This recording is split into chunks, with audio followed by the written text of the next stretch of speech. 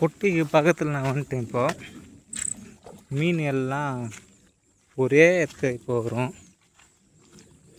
நான் பக்கெட் எடுத்துமே இது அந்த கரைக்கு வைக்க முடியும். மீன் ஃபுல்லாக ஒரு இடத்துல வரும். ஏன்னா காலையிலேருந்து தீனி போடல.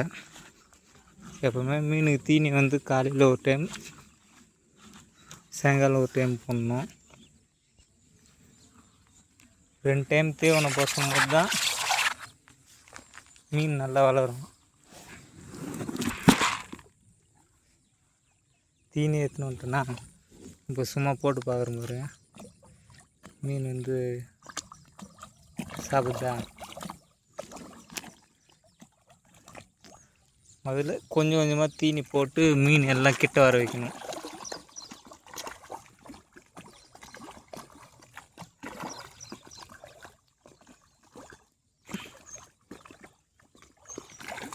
குட்டை தான்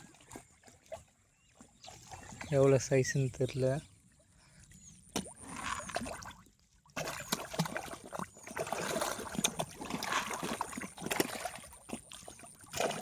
எல்லாம் 300 கிராம் 200 1 கிலோ அந்த ரேஞ்சுக்கு இது மொத்தமே.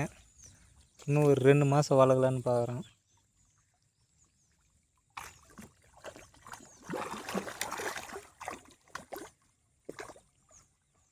மீன் எல்லாம் கிட்ட வந்த போல் தெரிஞ்சிச்சுன்னா தீனி வந்து வாரி போடணும். வீடியோ எடுக்கிறதுனால நான் கம்மியாக போடுறேன்.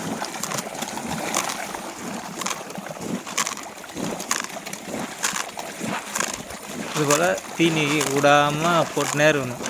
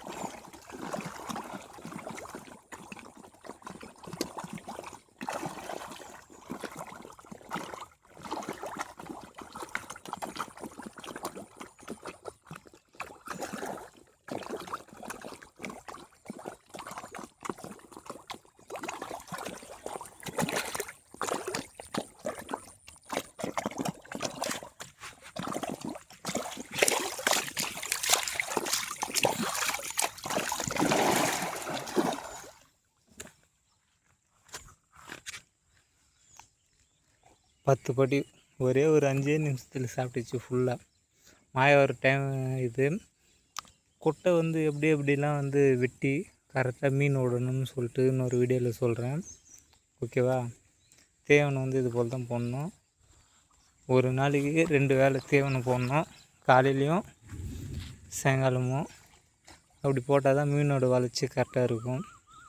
காலையில் வந்து எங்கள் வீட்டில் கோழி குடல் போட்டாங்க. சாயங்காலம் இப்போது இந்த மிதவை தீவனத்தை வந்து போடுறோம். ஓகேவா? தீவனம் வந்து ஒரு மீனுக்கு எவ்வளோ தீவனம் போடணும், ஒரு நாளைக்கு 1000 மீனுக்கு எவ்வளோ தீவனம் போடணும், ஒரு ஒரு நாளைக்கு. அது போல் விஷயம்லாம் வந்து இன்னொரு வீடியோவில் போடுறேன். ஓகே, பாய்.